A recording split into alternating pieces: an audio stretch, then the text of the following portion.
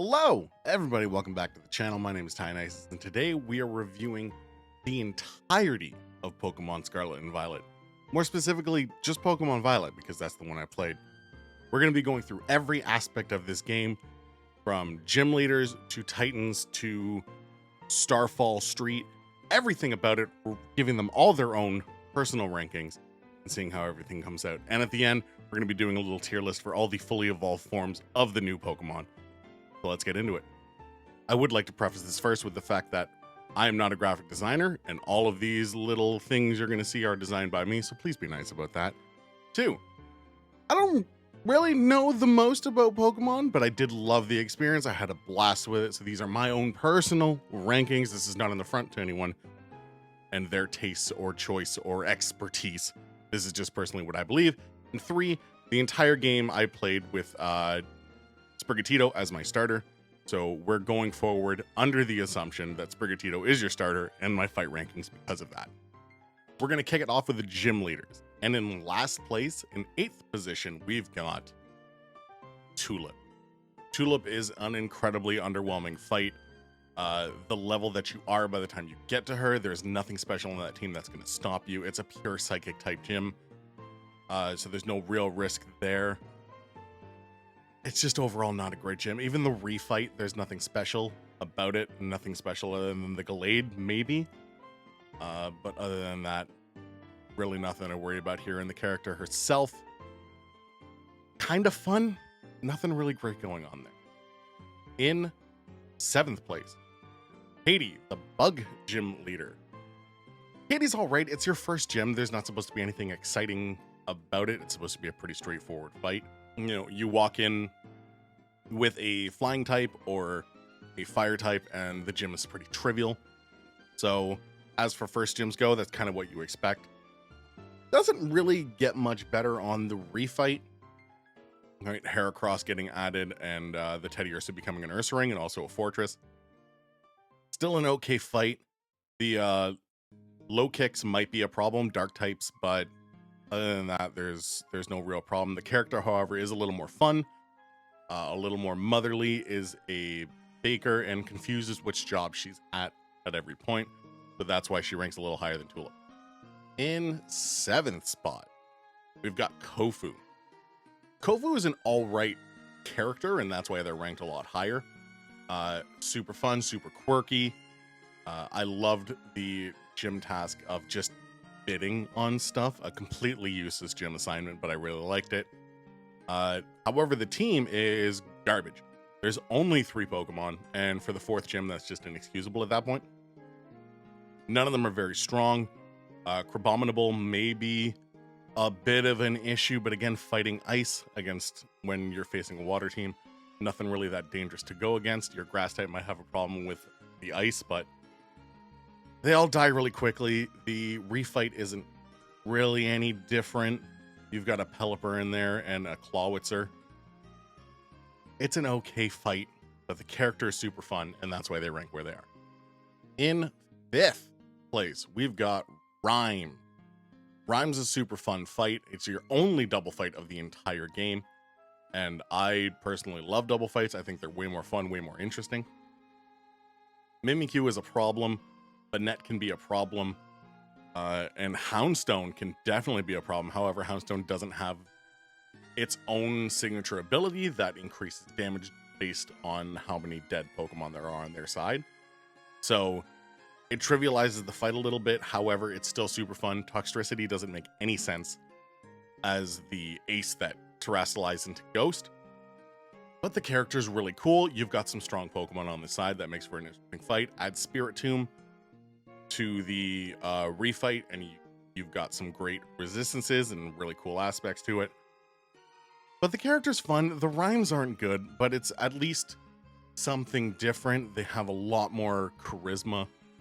I really enjoyed the character. I really enjoyed the fight, and I love double battles, so they rank 5th. And here we move on to our favorite snowboarding prodigy, Grusha. Grusha in the number 4 spot is a pretty fun fight, although an easy one. Beartic may give you some problems with Aqua Jet if you're just using a fire team to run through everything. So Titan's got good bulk, but Cerulege or Armor Rouge, depending on what game you're playing, should burn through the entire team. And Altaria really doesn't cause a problem for whoever you have once they Terra into ice. So pretty easy go on the way through. Even on the rematch, just adding a Weavile, that dark type's great. Doesn't really do much for the fight, but the character's cool. I loved the gym. I loved the area. I loved the challenge. And I just thought it was something a little neat, something a little different. So that is why they were in the 4th spot. In 3rd, we move over to the Grass Gym leader, Brassius. Brassius is a fight that I ranked this high, although it being a very intro gym, because of what I've introduced. Where Katie failed is introducing how good terrestrialization can be, both defensively and offensively, and really bring you into why it's important for the game. Brassius did that in spades with a grass gym. A lot of people go on with a fire type. I went in with a fire type. Sort of throw a Sudowoodo at me that terrestrialized into grass was a really cool welcome to the game, where you suddenly have to start thinking about team compositions and what they could possibly bring that'll counter you while also still being the Terra type that their gym implies. I thought it was a great way to bring in the new mechanic, and honestly think he should have been the first gym leader, so you really got a better understanding of it. His rematch fight is also very fun, adding Arboliva to the team, which is a super fun, deceptively strong Pokemon that sets up terrain. Really cool fight. I also just like the guy, the avant-garde artist. I thought it was super cool. I really like this gym. I really like this gym leader. That's why I give him 3rd.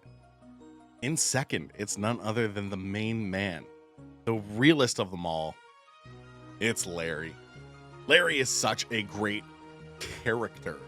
And personally, my favorite character that resembles their gym. Being a normal type, he is just a normal guy that is at work. He is told to do these things by his boss, and he does not want to get fired. He resents himself and everything and his life. And God, do we all relate to that. So I think he is just the coolest character. His team is trash, but that's a normal gym for you. Hyper Drill onto Dunsparce can be kind of a problem, but overall, really not that strong of a team. Even on the rematch, one fighting type takes you through most of it. So cool character, not a great gym, but he's just such a presence. It's hard to ignore him, and that is why he is 2nd. Which means in 1st place, we've got Iono. Now, again, this is a very personal opinion to me. I think Iono is an outstanding gym leader, an outstanding character, and with a really cool fight, it being your supposed 3rd fight of the game based on level. You do a lot of really cool things here, right? Electric type's only weakness is ground. So knowing that, you kind of come to the fight preparing with a bunch of ground Pokemon. You get hit with a Wattrel off the bat. Rough go, electric flying. But it's the Miss Magus that comes in with Levitate while being a ghost type, terrestrializing electric. That's just so good. It's so good. I tried to blind Nuzlocke my first playthrough of this game, and this is where my run ended because I was not prepared for that damn Pokemon. It is so awesome. The rematch, still just as fun. Bellybolt is a menace and can take out any member of any team. Kilowattrel is surprisingly strong. That Miss Magus is also still a problem. Doesn't go away. Electrode and Luxray, they're fine. But I really like this gym. I love the Pokemon. I love the battle. And I think Iono was really cool. She was way more tongue-in-cheek about the streamer thing and that whole personality, that it came off as more endearing than it did cringe. So I really like this. She gets my #1 spot, and that means my rankings for the gyms. That's how I saw the game. That's how I really enjoyed it. I own a #1. Larry was a very close #2. Brassius, Grusha, Rhyme, Kofu, Katie, then Tulip. Now, we're not going to do the same in-depth look for the Elite Four. So what I've done is just simply put them up in rankings. Rika's #1. The return of Larry is #2. Hassel #3, and Poppy #4. They were all pretty easy as far as Elite Four go. So there was nothing really special about them, but Rika as a character was just so good. And come on. So that's where she sits, Larry is the man. He gets number 2 without question. Hassle's dragons are just cooler than Poppy's steel types. That's how it is. We're going to be doing the same thing for the Titans, just a small little list like this. I can't really go into too much depth one-on-one, but this is how I see it. Dodonzo and Tatsugiri in the number 1 spot. That fight was just cool. It was technically 3 fights. It lets you know a little bit more about the mechanic of Dodonzo eating Tatsugiri and that partnership between them, so I really like that. Orthworm at number 2. Listen, I just love Orthworm. I think it's super cool. It's a steel type that absorbs ground and heals itself with it. That's a spectacular Pokemon, and it's so cool. Its little arms come out, and I love that a lot. Bombardier was... Actually, I was debating putting Bombardier in second because of the rock falling thing, and it just reminding me of Super Mario 64, and I really enjoyed that, so that was fun. But I've got it in third spot. It is still super fun. It's a very neat Pokemon, and I like that a lot. Number 4, I got Cloth. Cloth was cool. I mean, it was your intro to the whole thing, so he wasn't too hard, but he was very cool, and as the first one, I think it really set a tone. And having Iron Treads at number 5, I just didn't think there was anything special about this fight other than the fact that it was a Paradox Pokemon. It was super easy to take down. It really didn't do much. It did give you the ability to fly if you did it 4th. I don't actually know how that works, but I did it 4th and I got fly. So yeah, it just wasn't anything special. It was cool, but not cooler than the rest of them. That's why it's at number 5. Next, we're going to do all the top champions. These are the end fights for most of the stories and all the special fights. This does not include the Ace Tournament teams, as those are randomly drawn. You don't really get a choice of who you fight in that. So these are just going to be when you fight them last in the story. And in 5th spot, the last spot, we've got top champion Gita. Gita's kind of a disappointment as a champion fight. The Espathra might be the only real challenging thing on the team because of how it's composed. Really, the King Gambit should be a lot more of a problem than it is. The only problem is she uses him 3rd. His ability gives you a 10% boost every time someone else on the team dies. And yet, she releases him 3rd. It should be her ace every single day of the week. That should be a 50% boost to attack and special attack. And it should run teams. However, her ace is Glamora. It's cool enough. It's a rock poison. It's a very unique Pokemon. However, it's very easily run through. The rest of the team, other than the Avalugg, very weak, very easy to take on. Simple typings, no real danger. She's in 5th spot. They can do better. In 4th, though, we got Penny.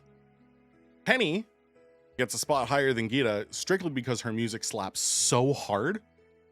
The music for that fight slaps so hard, it's unbelievable. The team is a bunch of Eevee evolutions. It's really not that special, but at least it's got a bunch of variants. It's a cool fight. It ends a very, very cool story, a very emotional story. I like Penny as a character, and especially when you start going through Area 0, her character just grows and grows and gets better and better. Really like her. The team's okay, but she takes the 4th spot. Coming in 3rd, we've got Director Clavel. Clavel I really liked, Clive, I should say. Clive was a menace, but really, really great team here. A bunch of different typings and a lot of problems that can mess you up. Of course, Skeledirge on his team, because again, I had Meowscarada. A lot of great typings here. Nothing too crazy or worrisome. The Gyarados can be a bit of a problem, and Skeledirge is absolutely a problem. But just good typings all throughout, a strong matchup. It was a fun team and a fun fight. It escalated the story up to a great point. Really like Director Clavel. I think it was a great choice not to have him as a villain, as I very thought he was going to be at the start. So he gets the 3rd spot. Realizing now that it's actually 6 spots in the actual 3rd spot, I've got AI Turo. This was just so cool, man. Like, how the story developed into finding him, finding out what happened to him, finding out who he actually is, and leading into this fight where you fight exclusively Paradox Pokemon, was so cool. It was unique and fresh. So I love the story aspect of it as a character, and who really cares? But the team was rough. That Iron Valiant is a monster and will ruin a lot of teams. Fairy fighting is a devastating combination. Same with fighting electric for Iron Hands. This is just a great team. They're super strong Pokemon naturally, especially if they all have Quark Drive. Just a great fight, a great culmination of the story. I really enjoyed it, and that's why he's in the third spot. Coming up in second, it's your favorite cook. It's Arven. Arven's team is okay. It puts up a hell of a fight by the time you get to him. That Sco villain can actually be a problem, and Garganical, whatever its name is, that is a devastating Pokemon with some serious defenses, and its main ability is overpowered. Thank God it doesn't have it, so it can't salt your entire team to death. And the Mawastiff is a tough Pokemon. It's not anything you can't deal with a fairy type, but it's pretty tough team. Where Arven gets all the points is his story is perfection. His story actually goes right through up until the end.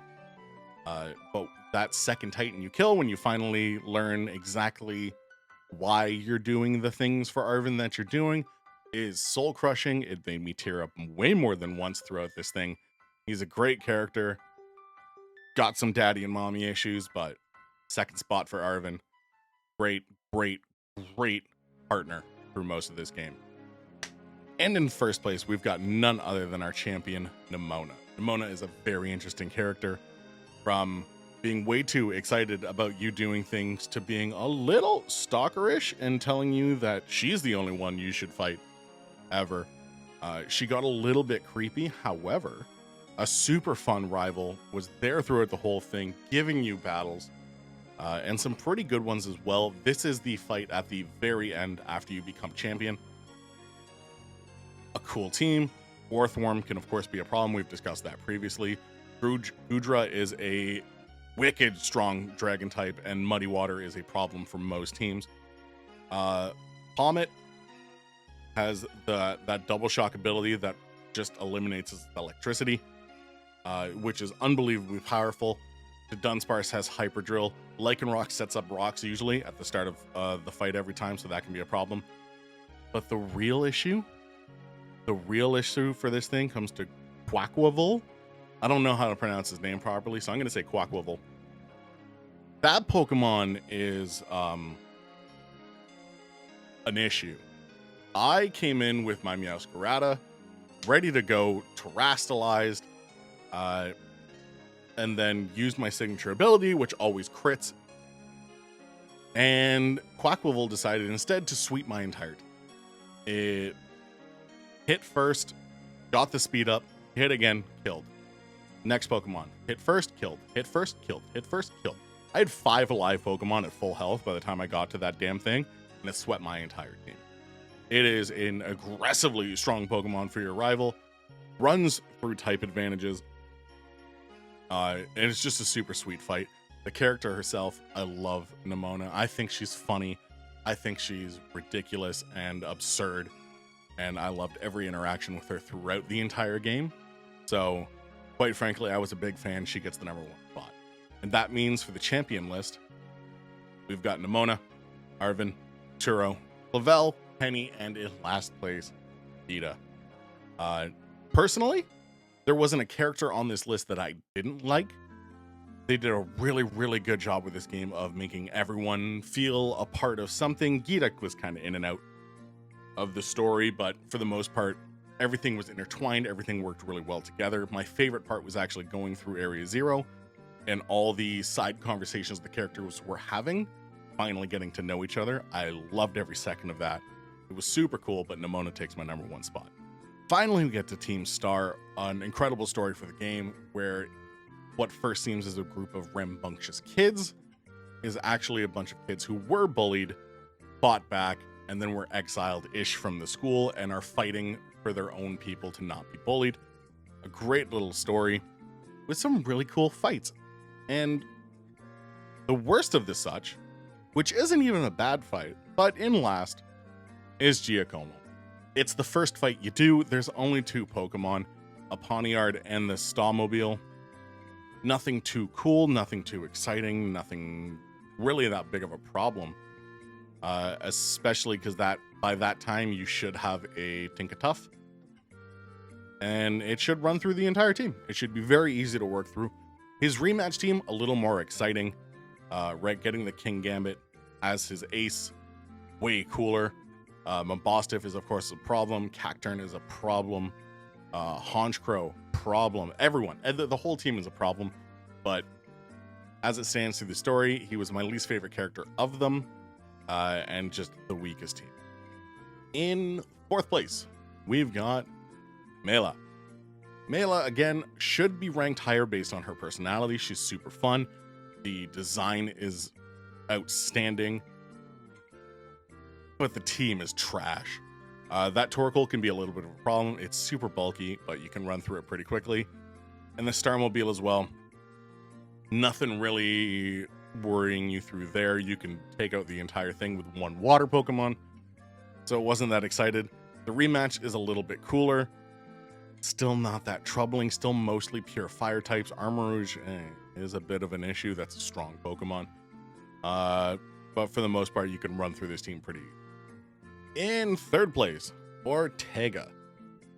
Originally, I was going to put Ortega first because as a character, I hate him. However, the team is really good. Even on first fight, the team is really good. Azumarill is always a problem with huge power. Dashbun is surprisingly a problem. And his Starmobile hurt. You know, fairy typing is a rough typing to go against. And I think he uses his team really well here. Even on the rematch, adding a Klefki and a Hatterene. Really, really, really cool team composition. I enjoyed the fight a lot. It was not challenging, but still more fun than some of the other ones, and that's why he takes the 3rd spot. In 2nd, we've got the fighter, Aerie. This was probably my favorite fight of Team Star. The team was ridiculous, going from a Lucario to an Annihilape. That Annihilape, of course, is a massive problem. It is pretty bulky for what it is, and especially Rage Fist, increasing an attack by 50 every time it gets hit. Definitely causes some problems. It is a fun team. Still kind of easy to deal with, but if you don't have any defenses, they can run through you pretty quickly. And the rematch, again, you lose the Starmobile, but you gain a Primate. Not too much of an upgrade. Actually, not an upgrade at all, but still super cool. I liked the character. I like that at heart she was a softie that cries a lot. I enjoyed the face paint for the wrestling homage. So I think she was super cool. Her team was outstanding. 2nd place. And in 1st place, we have none other than Atticus. Atticus is a incredibly bizarre and yet my favorite member of Team Star, speaking in a Shakespearean rhythm with a ton of oddities and just being an audacious character, but is also super fun. Finding out that hair was actually a hood was ridiculous and awesome, and I loved every second of it. The team is okay. Put up a bit of a challenge because I didn't have too many ground types, but overall, it was a super fun fight. I loved the character. I think they were the most unique in Team Star. A team about being unique. They were the most of it. So Atticus gets the top spot. Bringing my final list. Atticus, Aerie, Ortega, Mela, and then Giacomo. They were such a fun part of this game. I loved it so much. A bit ridiculous. Everything got better because Clive was involved with it. I absolutely adored Clive. What a fun part of the game. Altogether, every part and every story in this game, firstly, intersected so incredibly well and was so fun for it, but was also heartfelt, made you care about the characters for the first time really in a Pokemon game where everything didn't just friggin' fall down a road. It was so well designed and I loved every bit of it. The final thing we're going to do today is create a tier list for all the fully evolved forms of all the new Pokemon in the game. So let's get to that. All right, here we are kicking it off. We've got Armarouge and Scarlet. I don't even have to say much. These are going in S tier. Design alone, they sit in S tier, but they're actually super viable as well. Incredibly strong Pokemon. Fire Psychic and Fire Ghost. Great typings, a lot of coverage. Really, really cool designs. Those are S tiers. Farigiraf. Farigiraf is a B tier. I'm just stoked that Girafarig got an evolution. It's an okay Pokemon. It's really not that strong, but I liked it. I liked the design. I liked that the head of the tail came up over the head of the head. I thought that was super fun. Bellybolt is a tier. Design-wise, it's super silly, and it's everything that I loved about Pokemon growing up. It's a bit ridiculous. It's actually pretty bulky and decently strong if it gets hit enough. Charging up electricity and then throwing it back at you to increase electrical attacks. It's a really well-designed Pokemon. I really like it. A tier.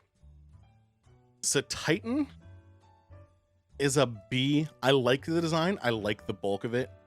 It actually has some pretty viable moves. It's not just a weak hitter, bulky Pokemon. It's actually pretty useful. But it's just a giant land whale. So that's a B tier for me. Cyclizar is a B tier as well. It actually is super cool. Shed Tail is an incredibly viable move. It becomes very dangerous. It heals 33% every time it switches out. Shed Tail switches itself out. So it definitely has a lot of viability there. However, it's just kind of a weak design, right? Once you have Miraidon, Koraidon, no one ever looks at Cyclizar again. So competitively, it might be cool, but it'll be a B tier for me. Moving over to Cloth. Cloth is a D. It's just a crab. There's nothing too exciting about it. We don't need to go a lot into it. Rafai, I'm actually going to give an A. I really like the design of it. It's not a particularly special Pokemon. I just think the design is super cool. I love that it has a forest dedicated to it and how it paints the trees. I think it adapted into the world really cool. It was placed in the world really cool. So I'm going to give it an A design alone. For Excalibur, I'm going to put in a high A. I might even move it to S just because of how cool it is. Glaive Rush is such a good ability because you can just protect on the second turn and take no damage and then do it all over again. But design-wise, it is kind of bland. There's nothing special about it. Dragon Ice isn't a great typing, but it's cool. Bombardier, that's a B. It's a bird. It's a stork, specifically. It was cool as a Titan, not that special. Bashbun, I'm going to give an A. Only because I love how it evolved from Fido to Dashbun and then gained fire immunity because it was baked. I think that's really cute. I think that's a fun design. And I think that's a really, really unique way of justifying an evolution for it. We move on to Great Tusk. I'm going to be very real with you. Almost all the Paradox Pokemon are going to be rated pretty high. This one's going to be an A. Iron Tusk, or Great Tusk, and Iron Treads is probably going to be a C. I'm actually going to move that up here. Great Tusk is such a cool design. It looks primal, so they really, really crushed that look. Iron Treads just doesn't look that good. It's kind of neat. It's kind of interesting. It's not interesting enough. That's a C. Koraidon is an S tier design. That is a dope looking Pokemon. I love that they give them to you immediately. So you can ride. This applies to both Koraidon and Miraidon. I like that you get them immediately and you get to ride them around off the bat and then unlock their power at the end. I think that's super cool. And the design wise, they're just so great.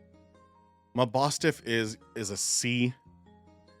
It's a useful Pokemon. Intimidate is always useful, but design-wise, it's just a big dog.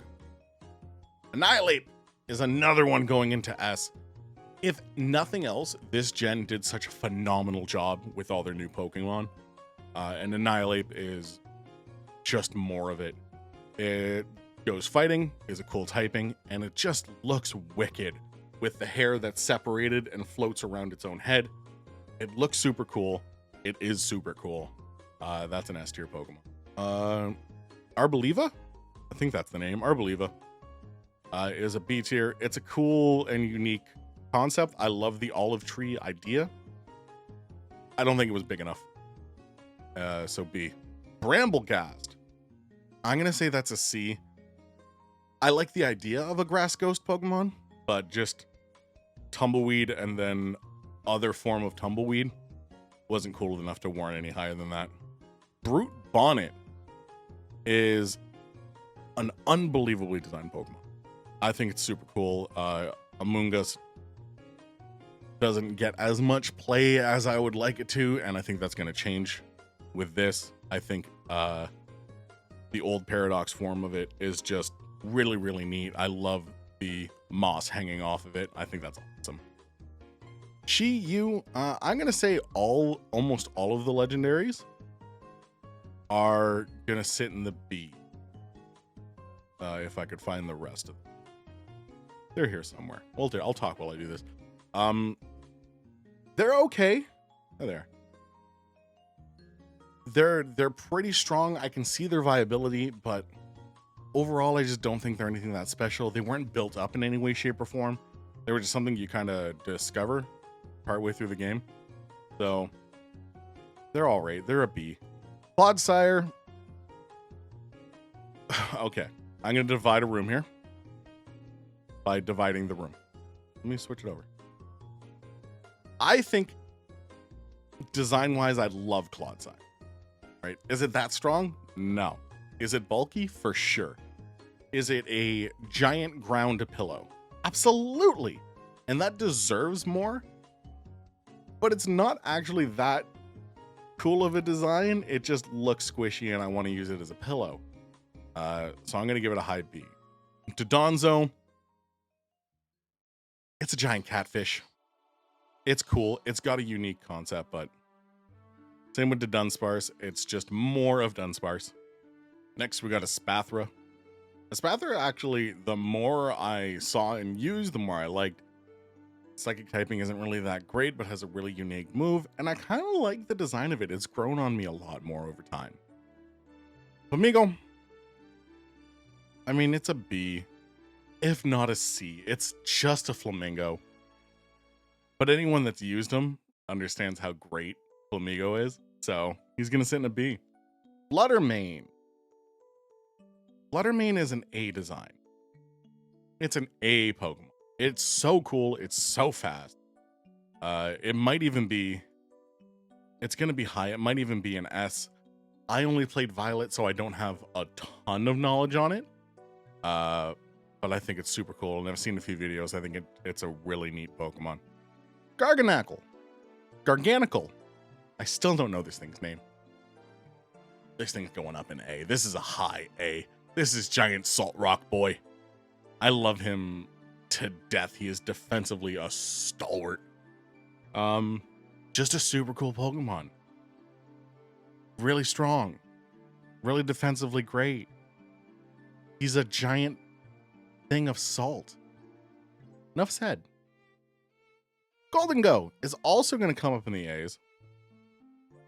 I think Golden Go is super cool. Has an unbelievable ability in Make It Rain, or move in Make It Rain. The only thing that's not keeping this or putting this in S tier is the fact that he looks like the cheese string man. So he's going to sit there where he is. This is going to be weird for y'all. I think Glimmora is an S tier design Pokemon. I think it is so cool. Rock Poison's a neat typing. I think it's just ethereal enough that it looks really cool. I love this thing. I think it's an S tier design myself. Many won't agree. That's fine. Houndstone. Houndstone I'm also going to put up there in the A's. That's a high B. Listen, it is just a dog with a tombstone on its head. It has cool abilities. It's a dead dog. Yeah, but realistically, design-wise, that's a B. I'm trying to blend the two to make a fair ranking based on how good they are versus how they look. But those are going to be two completely different lists, no matter how I swing it. So, this is where it is. Iron Bundle. He's cool. He makes Delibird better. That's great. Big fan of that. Iron Hands. He's okay. There's nothing that special about him. Fighting electric is cool. A very neat typing. But personally, like I chose Violet. But I'm way more of a fan of the Paradox Pokemon in Scarlet than I am the ones in Violet. Straight up. However, Iron Jugulis, that's a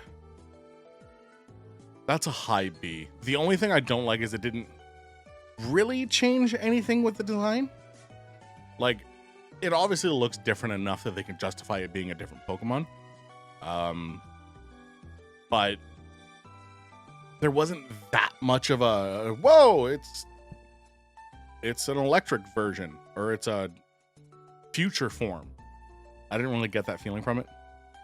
Overall, it's still a cool Pokemon. It still looks dope. Iron Moth? Iron Moth's a high A. That's a cool... See, this is what I was hoping for when they were doing all the future designs for Pokemon, was things that were going to look like that. That is exactly how it's done the right way. It's so cool. It's just a great Pokemon. That's an A design. Metal Tyranitar, I'm also going to say high B. It is cool. It is different enough, but it is still just kind of Tyranitar. Really not much happening there. Iron Valiant, though. Sorry, Iron Thorns, I should be calling him. Iron Valiant?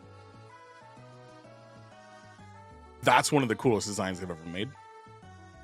Hands down, if you're going to do a future form that somehow combined Gallade and Gardevoir, that was exactly it. They did such a good job on the design.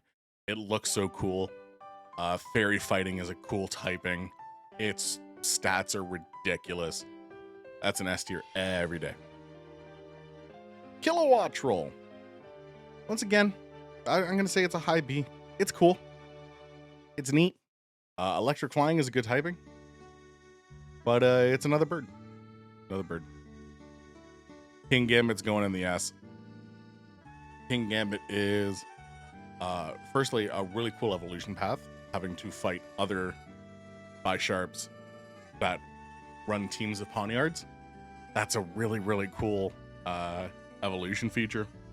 Also, it's dope as shit. It's got really strong abilities, as we've talked about earlier in the video, and it looks cool. Low Kicks.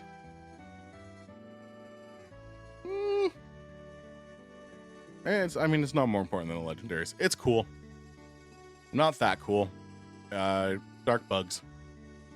Neat. Going over to Mousehold. Design-wise, they're a C. They're very cute, and I like them a lot. Population Bomb is way overpowered. But it's a mouse with some kids. It is what it is. Oinkleon is, it's a pig. It's a normal pig. Does pig stuff. I don't care for it. Pawmot, I actually like a lot.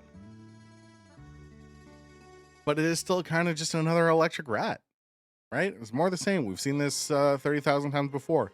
Although I like that it's electric fighting. I think it's too plain. Rabska? That's an A-tier design. That's so cool. The dung beetle turning into a scarab is wicked. It has the ability to revive a Pokemon. That's absurd. And it just looks super cool. And the shiny is even cooler, going full gold. I like that a lot. I think it's an A tier. Revavroom. It's a car motor. Steel Poison is the only thing keeping that from being an F tier. I like the typing, but it's a car motor is what it is. Roaring Moon is an easy S. Easy S. That is one of the coolest designs, once again, they've ever done. Them and Iron Valiant, you could switch them where they are. Easy. So both games lucked out with one signature, really cool Paradox Pokemon. Yeah, there's not much more to say about that. Paradox Salamence kicks ass. Sandy Shocks. Honestly, I'm gonna give it an F. And I don't know, there's something about it I just don't like. It's strong. You know what? No, it deserves at least it's super strong, but I hate the design of that thing. I hate it. I don't know what it is about it. I hate it.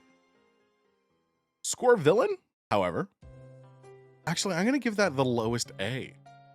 I think Capsakid turning into Scorvillain is firstly very cute, and I like the idea of 2 chili peppers, so it is grass and fire typing. I think it's really fun. I love the design of it. I think it's cute and ferocious, and grass fire is a wild typing, so yeah, it's got to go in A. Same with Screamtail here. Screamtail's going up there. I actually love the design of Screamtail. Not everyone does. I think it's super cool. It's an unbelievably fast and bulky Pokemon, which no one's used to for Jigglypuff. So I think it's done a great job of being the past form of an already cool and well-known Pokemon. I think they did a great job with Screamtail. Slitherwing, I'm actually lower on. I just kind of don't think it's that cool. It's just a fat bug that's on the ground. It's neat enough, and the colors and the design is cool that it keeps it in B. But when you look at Volcarona or you look at Iron Moth, it's a downgrade from both of those. Spidops is cool. Not that cool. He's got a unique ability, but he's just a bunch of French fries on a body. He's all right. Squawkabilly. I never used him. He's a bird with a quaff. It's cool, but in a game where you already have 30,000 birds, did you need another bird just to give it a pompadour? Unnecessary. F.